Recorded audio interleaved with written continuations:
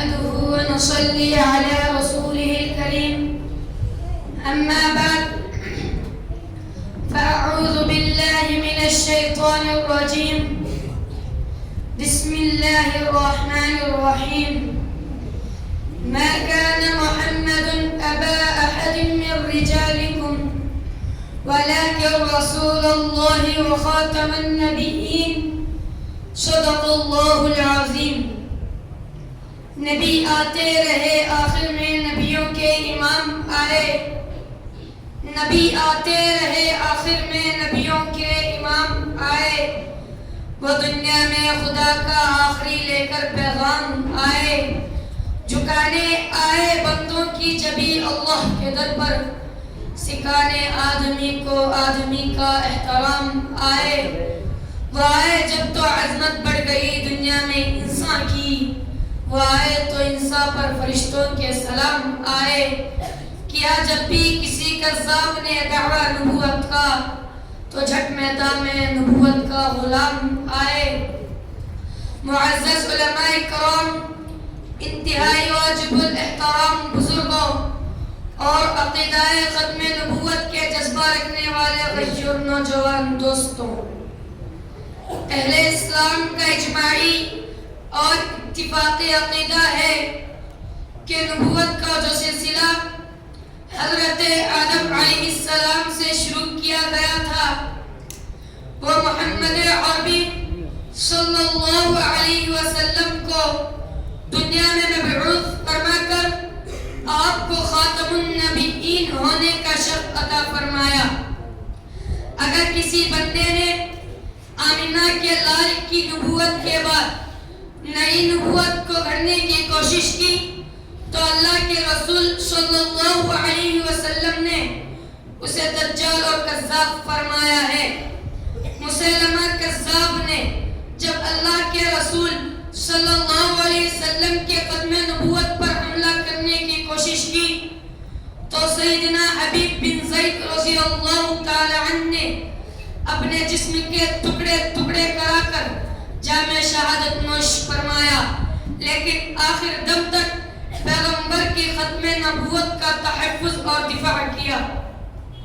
فقہاء میں سے سید الفقہاء حضرت امام اعظم ابو حنیفہ نعمان بن ثابت نے یہاں تک فرمایا من طلب منہ علامتا فقد کفر.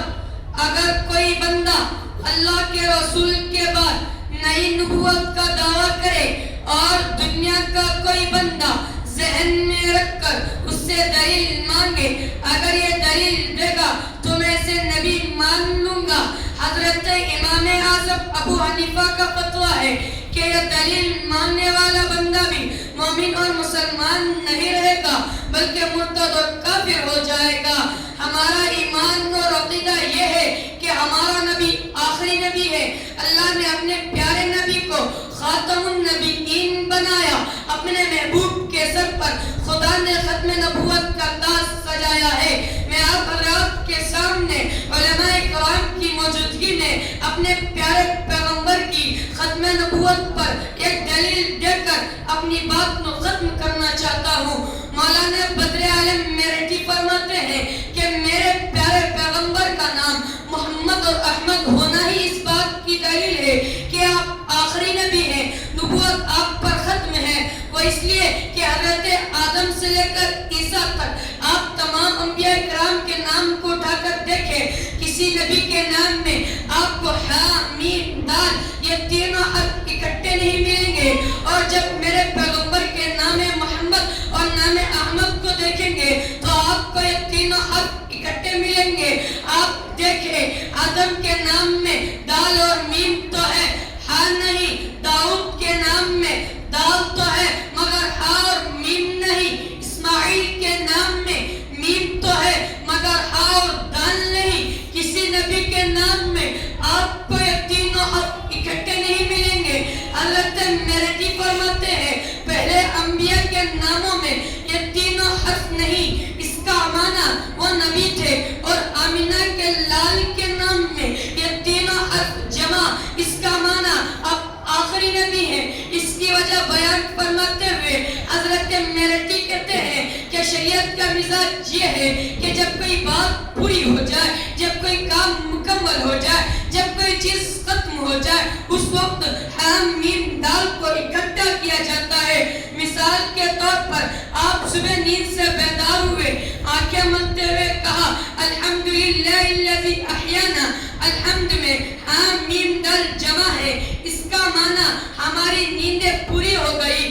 جب مقرر اپنی تقریر ختم کرتا ہے تو کہتا ہے وآخر دعوانا ان الحمدللہ رب العالمین، اس میں بھی حرام میم دال جمع، اس کا معنی میری تقریر مکمل ہو گئی۔ جب جنتی جنت میں چلے جائیں گے تو کہیں گے وآخر دعواہم ان الحمدللہ رب العالمین، اس میں بھی حرام میم دال جمع، اس کا معنی ہماری تکلیفیں ختم، ہماری بیماریاں ختم، ہماری موتیں ختم، ہماری پریشانیاں اور مصیبتیں ختم۔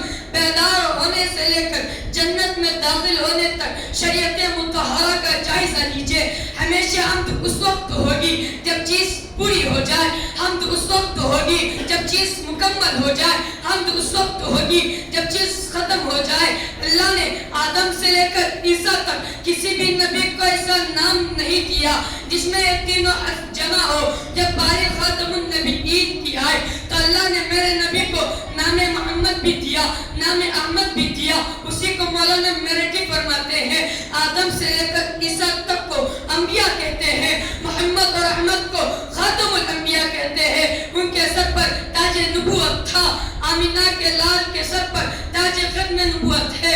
ان کی نبوت کے بعد نبوت جاری تھی، آمینہ کے لال کی نبوت کے بعد نئی نبوت کا دروازہ بند ہو چکا۔ جیسے حمد آخر میں کی جاتی ہے ویسے اللہ نے محمد اور احمد کو آخر میں بھیج کر دنیا کو بتا دیا۔ جیسے حمد کا معنی چیز پوری ہو گئی، ویسے محمد اور احمد کا معنی نبوت کا محل بھی پورا ہو گیا۔ جیسے حمد آخر میں ویسے محمد اور احمد بھی آخر میں۔ جیسے حمد پر چیز ختم ویسے محمد اور احمد پر نبوت ختم۔ بلکہ میں اپنی تخیلات میں یوں کہوں کہ خدا کے بعد خدائی کا تصور غلط، محمد کے بعد مصطفی کا تصور غلط۔ خدا اپنی خدائی میں بے مثال، محمد اپنی مصطفی میں بے مثال۔ خدا اپنی خدائی میں وحدہ لا شریک، محمد اپنی مصطفی میں وحدہ لا شریک۔ خدا پر خدائی ختم، محمد پر مصطفی ختم۔ وما علیہ ماشاءاللہ۔